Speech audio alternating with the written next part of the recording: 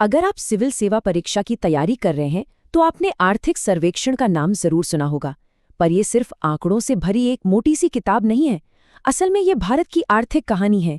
सरकार क्या सोच रही है, हमारे सामने चुनौतियां क्या हैं और भविष्य का रास्ता कैसा होगा।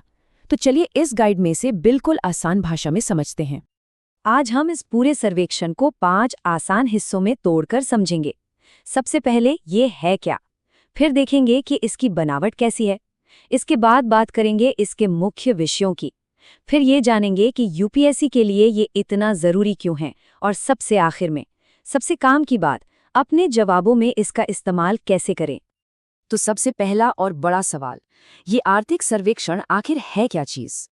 इसे आप देश की अर्थव्यवस्था का सालाना रिपोर्ट कार्ड समझ सकते हैं। हर साल बजट से ठीक पहले देश के मुख्य आर्थिक सलाहकार और उनकी टीम इसे तैयार करते हैं। ये दस्तावेज हमें बताता है कि पिछला एक साल आर्थिक तौर पर कैसा रहा, आज क्या हालात हैं और आने वाले समय में क्या उम्मीदें लगाई जा सकती हैं। एक बात जो समझना बहुत जरूरी है, सर्वेक्षण और बजट ये दोनों एक चीज नहीं है। अक्सर लोग इसमें कंफ्यूज हो जाते हैं। देखिए, सर्वेक्षण एक डॉक्टर की रिपोर्ट की तरह है जो अर्थव्यवस्था की पूरी जांच पड़ताल करके बताता है कि क्या समस्या है और क्या इलाज होना चाहिए। वहीं बजट उस इलाज पर होने वाले खर्च का पूरा हिसाब किताब है। सर्वेक्षण बताता है क्यों और क्या, जबकि बजट बताता है कैसे और कितने में।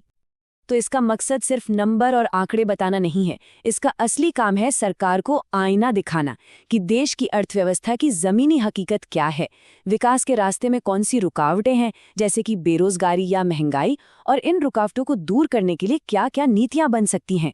एक तरह से ये आने वाले साल का आर्थिक रोड मैप तैयार करता है। ठीक है, अब जब ये समझ आ गया है कि ये है क्या, तो चलिए देखते हैं कि इसके अंदर क्या होता है। इसकी बनावट को समझना ही इसे पढ़ने का सबसे सही तरीका है। आमतौर पर आप देखेंगे कि सर्वेक्षण 2 हिस्सों में बटा होता है। भाग 1 में अर्थव्यवस्था की बड़ी तस्वीर यानी मैक्रो लेवल की बात होती है। सरकार की आर्थिक सोच क्या है, किन बड़े सुधारों पर काम करने की जरूरत है। वहीं भाग 2 में हम जमीनी हकीकत पर उतरते हैं, मतलब हर एक सेक्टर जैसे खेती, उद्योग और सेवाएं कैसा काम कर रहे हैं, इसका पूरा ब्यौरा होता है। चलिए अब जरा और गहराई में उतरते हैं और देखते हैं कि वो कौन से मुख्य सेक्टर्स हैं जिनका सर्वेक्षण परत दर परत विश्लेषण करता है।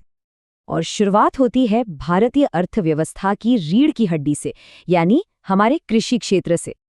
देखिए, सर्वेक्षण सिर्फ ये नहीं बताता कि किस फसल का कितना उत्पादन हुआ, बल्कि ये विश्लेषण करता है कि एमएसपी या कृषि सुधार जैसी नीतियों का किसानों की असल कमाई पर क्या असर पड़ा। और यही वो विश्लेषण है जो यूपीएससी के जवाबों में जान डालता है। कृषि के बाद हम आगे बढ़ते हैं औद्योगिक क्षेत्र यानी इंडस्ट्रियल सेक्टर की तरफ। और यहाँ सर्वेक्षण की खासियत चमकती है। ये केवल उत्पादन के आंकड़े नहीं देता, बल्कि ये मेक इन इंडिया या स्टार्टअप इंडिया जैसी सरकारी पहलों को जमीनी नतीजों से जोड़कर दिखाता है। इससे हमें ये समझने में मदद मिलती है कि कौन सी नीति काम कर रही है और कहाँ सुधार की जरूरत है। और अब बात करते हैं उस सेक्टर की जो भारत की जीडीपी में सबसे बड़ा योगदान देता है, हमारा सेवा क्षेत्र यानी services sector. IT, digital services से लेकर टूरिज्म और बैंकिंग तक, यही तो वो इंजन है जो आज भारत की इकोनॉमी को खींच रहा है। सर्वेक्षण हमें बताता है कि इस सेक्टर में ग्रोथ कहाँ से आ रही है और दुनिया के बाजार में भारत को आगे बनाए रखने के लिए क्या करना जरूरी है। तो इन 3 बड़े सेक्टर्स के अलावा सर्वेक्षण महंगाई, सरकार के घाटे और विदेशी व्यापार जैसी और भी कई जरूरी चीजों पर रोशनी डालता है। ये सभी टुकड़े मिलकर ही हमें अर्थव्यवस्था की पूरी और सही तस्वीर दिखाते हैं। ठीक है, ये सब तो बहुत बढ़िया है, लेकिन सवाल ये उठता है कि एक यूपीएससी एस्पिरेंट के लिए ये सब जानना इतना जरूरी क्यों है। चलिए अब परीक्षा के नजरिए से इसका महत्व समझते हैं। देखिए, ये सर्वेक्षण कोई एक टूल नहीं है, बल्कि ये एक स्विस आर्मी नाइफ की तरह है जो हर स्टेज पर काम आता है। प्रीलिम्स के लिए यहाँ से सीधे सीधे फैक्ट्स और आंकड़े मिलते हैं, और मेंस के लिए मिलता है विश्लेषण, तर्क और लिखने के लिए आधिकारिक भाषा। और बात सिर्फ लिखने तक ही सीमित नहीं है। जब आप इंटरव्यू बोर्ड के सामने बैठते हैं तो ये सर्वेक्षण आपको आर्थिक मुद्दों पर एक संतुलित और आधिकारिक नजरिया देता है, जिससे आप आत्मविश्वास के साथ अपनी बात रख पाते हैं। तो अब आते हैं सबसे काम की बात पर कि इस ज्ञान का इस्तेमाल अपने जवाबों में कैसे करें ताकि ज्यादा से ज्यादा नंबर मिल सकें। बस ये 3 आसान स्टेप्स याद रखिए। अपने जवाब की शुरुआत सर्वे के जिक्र से करें, अपनी बात को साबित करने के लिए वहां से कुछ चुनिंदा आंकड़े दें और आखिर में एक पॉजिटिव और आगे की सोच वाला निष्कर्ष लिखें। ये तरीका आपके उत्तर को बहुत मजबूत बना देता है। सोचिए अपने जवाब की शुरुआत में सिर्फ ये एक लाइन लिखने से कितना असर पड़ता है। ये परीक्षक को तुरंत बता देता है कि आपका जवाब हवाई बातों पर नहीं बल्कि एक ठोस और आधिकारिक दस्तावेज पर आधारित है। आप भीड़ से एकदम अलग खड़े नजर आते हैं।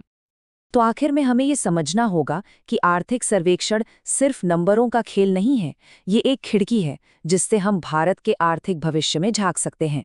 ये हमें बताता है कि सरकार अर्थव्यवस्था को किस नजरिए से देख रही है और आगे के लिए उसका विजन क्या है। और इसी के साथ हम एक बड़े सवाल पर आके रुकते हैं, क्योंकि भारत की अर्थव्यवस्था की कहानी एक ऐसी कहानी है जो हर पल लिखी जा रही है। अगला आर्थिक सर्वेक्षण हमारे लिए क्या नए सबक लेकर आएगा, ये देखना वाकई दिलचस्प होगा।